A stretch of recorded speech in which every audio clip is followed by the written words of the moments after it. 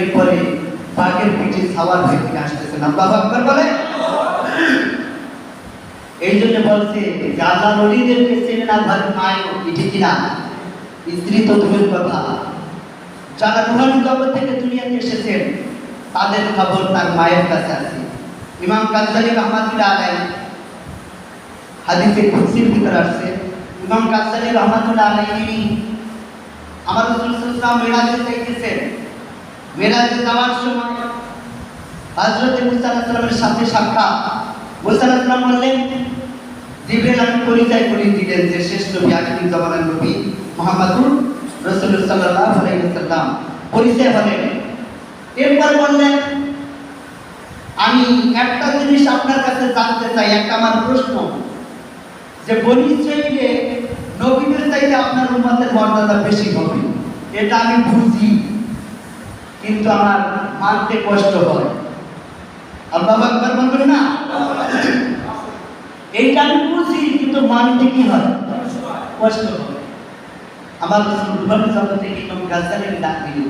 তখন কিন্তু দুনিয়াতে আসেন নাই, কোথায় সে? রুহের জগতে। সে ইমাম গাজ্জালী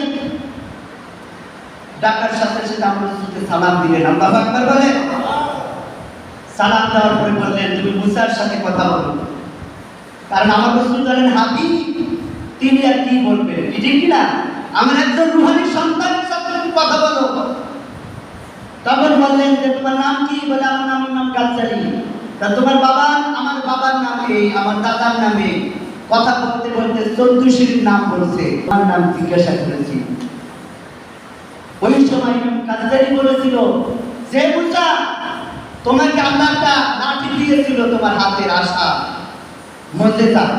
লাঠি রেখেছিল মুজিজা, জমিনের ছেড়ে দিল সাপ হয়ে যেত, পানিতে আঘাত করে রাস্তা হয়ে যেত, জমিনের উপর আঘাত ছেড়ে দিলে কখনো কখনো বাঘ হয়ে যেত। আল্লাহু আকবার বলে।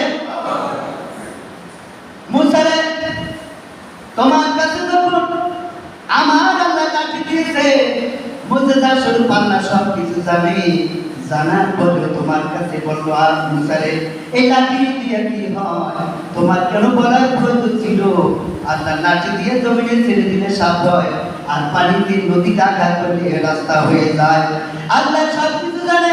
হে মুসা, তোমার কাছে জিজ্ঞাসা করছে আল্লাহ, আল্লাহ তো তোমাকে লাঠি দিয়েছে, মুজিজা দান করেছে আল্লাহ, আল্লাহ তো সব কিছু জানে, তুমি কেন বলছো? আর আমি 14 নাম বলছি, তুমি রাগ হয়ে গেছো, অথচ তুমি বলার সময় তো আমার আল্লাহ তোমার কাছে রাগ করে নাই। আল্লাহু আকবার বলে।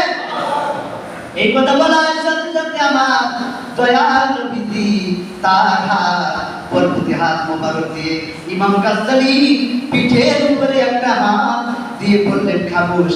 আর বিশব্দ বাংলায় হলো সাবাস। হে গাজ্জালী, তোমাকে সাবাস, আমি তোমাকে দোয়া করে দিলাম। আল্লাহু আকবার বলে।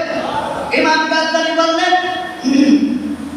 ইমাম গাজ্জালী যেদিনকার দুনিয়ায় জমিনে আসবেন, দুনিয়া আসার মাত্র তার মা ইমাম গাজ্জালীকে হওয়ার সাথে সাথে বাচ্চাকে উল্টিয়ে ফেললেন, এবং ইমাম গাজ্জালীর মা বললেন, ও দুনিয়ার মানুষ শুনো, আমি স্বপ্নে দেখি আমার ছেলের পিঠে নবীর হাত মোবারক। আল্লাহু আকবার বলে। আমার নবী ফিরছেন। আমি প্রায় শুক্রবার আলোচনা করে থাকি আমার নবীর সম্পর্কে, কারণ একটাই, যদি একটা নবীর মহব্বত নিয়ে কবরে যেতে পারি, আল্লাহ ওই উসিলা হয়তো মাফ করতে পারে, কি ঠিক কিনা বলে? মানুষ মাতৃ মরণশীল, সবারই একদিন কবরে যেতে হবে, কি ঠিক কিনা? যেই জায়গায় তোমার আমার কবর হবে, ওই কবরের জায়গাটুকুর মাটি তোমাকে আমাকে সকাল থেকে সন্ধ্যা পর্যন্ত ডাকার পর, বান্দারে পাপ কাছে বিনাশ না, ও বান্দারে সুদ খাইস না, ঘুষ খাইস না, মানুষকে আঘাত করিস না, একদিন তুই আমার কাছে আসবি, আমি মাটি বদলাম, তুই সোজা হইয়া তারপরে ভালো মানুষ হইয়া আমার কাছে আসি।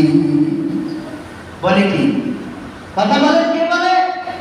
মাটি প্রতিদিন সকাল পর্যন্ত, সন্ধ্যা থেকে ফজর পর্যন্ত আপনাকে আমাকে ডাকে ওই কয়ফুলের জায়গায় আমাদের জানা নেই। এই জন্য বড় বড় আল্লাহর ওলিরা কি করছে জানেননি? তারা চোখের পানি ছেড়ে দিয়ে কাঁদছে আর কইছে কি জানেন? আল্লাহ জীবনের গুনাহ মাফ করে দাও, আর তোমার কাছে পানা চাই জীবনের শেষ মুহূর্ত আমার জন্য আমি তোমার নবীর কলেমা পড়তে পড়তে যেন দুনিয়া থেকে বিদায় হতে পারি। আল্লাহু আকবার বলে।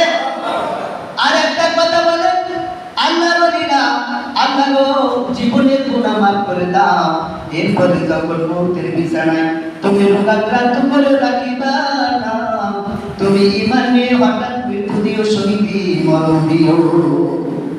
এটি কিনা আল্লাহ রাসাইনি তিনি প্রায় মুনাজাতে বলতেন, আল্লাহ তুমি আমাকে শহীদি মৃত্যু দান করো। আল্লাহু আকবার বলে। তুমি